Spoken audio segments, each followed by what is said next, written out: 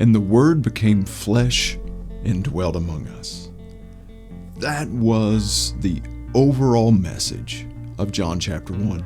And John chapter 1 comes out in verses 1 through 3 and just delivers his point, the reason that he's writing this gospel. Just boom, 1 through 3, here's the reason. But then in verse 6, we begin to see an interesting kind of interruption, seems like. Kind of out of nowhere, John begins to write about someone else. He spends so much time in the first few verses reinforcing the identity of the Word and the essence of the Word, and the existence of the Word. But now, all of a sudden, we're seeing something about John the Baptist here. I think that's an interesting thing and something that we don't need to look over.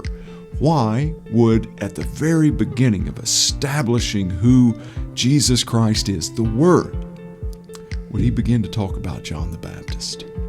Well, John the Baptist had an incredibly important role that John distinguishes pretty quickly. Number one, he distinguishes that he's not Jesus. He's not the Word, but he is the one who's coming to prepare the way. He is the one that has the calling and the purpose on his life to proclaim and to be a forerunner to the message that the Messiah is coming.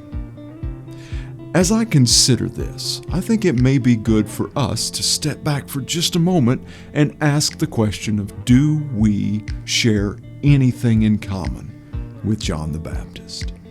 I believe we do. I believe that we are all forerunners that carry the message that we need to be preparing ourselves for the coming of the Messiah. The difference is, John the Baptist was the forerunner in proclaiming the coming of the Messiah the first time. I believe that, my friend, you and I, we carry the purpose and the calling that we need to be proclaiming and declaring the return of the Messiah for the second time.